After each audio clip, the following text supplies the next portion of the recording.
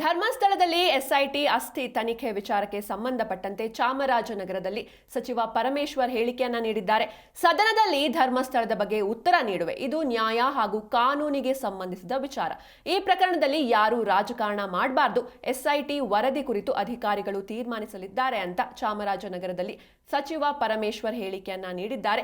ಧರ್ಮಸ್ಥಳದ ಧರ್ಮ ದಂಗಲ್ ವಿಚಾರದ ಕುರಿತು ಗೃಹ ಸಚಿವ ಡಾಕ್ಟರ್ ಜಿ ಪರಮೇಶ್ವರ್ ರಿಯಾಕ್ಟ್ ಮಾಡಿದ್ದಾರೆ. ಇವತ್ತು ಸದನದಲ್ಲಿ ಧರ್ಮಸ್ಥಳ ಪ್ರಕರಣದ ಕುರಿತು ಸಂಪೂರ್ಣವಾದ ಉತ್ತರವನ್ನ ಕೊಡುವ ಪ್ರಯತ್ನ ಮಾಡ್ತೀನಿ. ಇದು ನ್ಯಾಯಕ್ಕೆ ಹಾಗೂ ಕಾನೂನಿಗೆ ಸಂಬಂಧಪಟ್ಟಂತಹ ವಿಚಾರವಾಗಿದೆ. ಒಬ್ಬ ವ್ಯಕ್ತಿ ಯಾರಾದ್ರೂ ದೂರು ಕೊಟ್ರೆ ಪೊಲೀಸರು ಕಂಪ್ಲೇಂಟ್ ತೆಗೆದುಕೊಂಡು FIR ಮಾಡಿ ತನಿಖೆ ಮಾಡೋದು ಸಹಜ.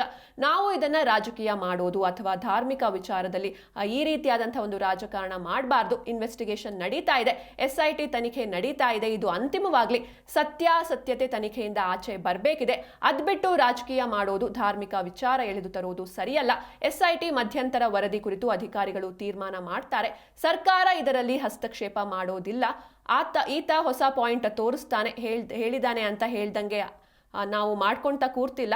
SIT ಅಧಿಕಾರಿಗಳು ತೀರ್ಮಾನ ಮಾಡ್ತಾರೆ. ಆತ ಏನೆಲ್ಲ ಹೇಳ್ತಾನೆ ಅದನ್ನೇ ನಾವೇನು ಫಾಲೋ ಮಾಡ್ಕೊಂಡು ಕೂರ್ತಾ ಇಲ್ಲ. ರೂಲ್ಸ್ ಪ್ರಕಾರ ನಾವು ಕೂಡ ಮಾಡ್ತಾ ಇದ್ದೀವಿ ಅನ್ನೋದಾಗಿ ಪರಮೇಶ್ವರ್ ರಿಯಾಕ್ಟ್ ಮಾಡಿದ್ದಾರೆ.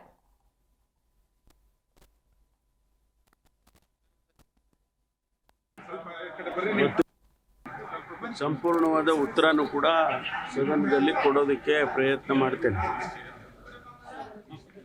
ನಾನು ಹೇಳಿದಾಗೆ ಯಾರು ಕೂಡ ಇದರಲ್ಲಿ ರಾಜಕಾರಣ ಮಾಡಬಾರದು ಅಂತ ಹೇಳಿದ್ದೇನೆ.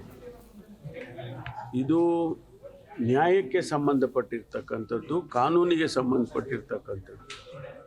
ಒಬ್ಬ ವ್ಯಕ್ತಿ ಯಾರಾದರೂ ಕೂಡ ಒಂದು ಕಂಪ್ಲೇಂಟ್ ಕೊಟ್ಟರೆ ಪೊಲೀಸ್ನವರು ಆ ಕಂಪ್ಲೇಂಟ್ ತಗೊಂಡು FIR ಮಾಡಿ ತನಿಖೆ ಮಾಡಿ ಅದರ ಅಂತಿಮ ಮಾಡ್ತಾರೆ. ಅದರಲ್ಲಿ ಏನಾದರೂ ಕೂಡ ಕಂಡು ಬಂದರೆ ಅದಕ್ಕೆ ಬೇಕಾದಂಥ ಕೇಸ್ಗಳಾಕಿ ಆ ಮುಂದೆ ಕಾನೂನದ್ದು ನಡೆಯುತ್ತೆ.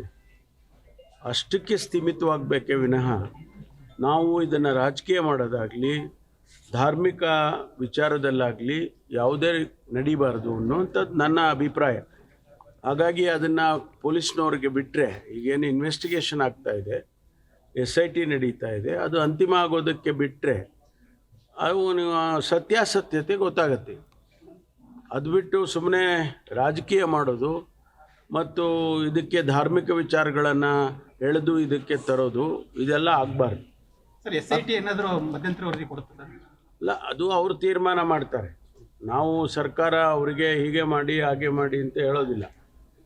ಅವರು SIT ಅವರು ತೀರ್ಮಾನ ಮಾಡ್ತಾರೆ. ಇದು ಮಧ್ಯಂತರ ವರದಿ ಕೊಡಬೇಕಾ, ಇಲ್ಲ ಅಂತಿಮವಾಗಿ ನಾವು ಇನ್ವೆಸ್ಟಿಗೇಷನನ್ನು ಮುಗಿಸ್ಬೋದಾ, ಮುಗಿಸೋದಕ್ಕೆ ಸಾಧ್ಯ ಇದ್ದರೆ ಮಧ್ಯಂತರ ವರದಿ ಬೇಕಾಗಲ್ಲ.